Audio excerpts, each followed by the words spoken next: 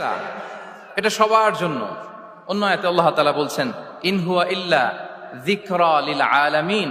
এই কোরআনটা হচ্ছে রিমাইন্ডার ফর হোল ওয়ার্ল্ড, গোটা বিশ্বের জন্য কোরআনটা হচ্ছে গাইডেন্স বা reminder including jinnkind and mankind.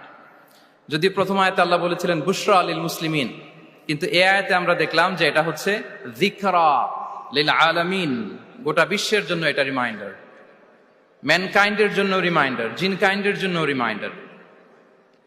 এবং জিনেরা, জিনকাইন্ড, জিন জাতি এটা স্বীকার করেছে যে কোরআন মানুষকে পথ দেখায়, বিশ্ববাসীকে পথ দেখায়।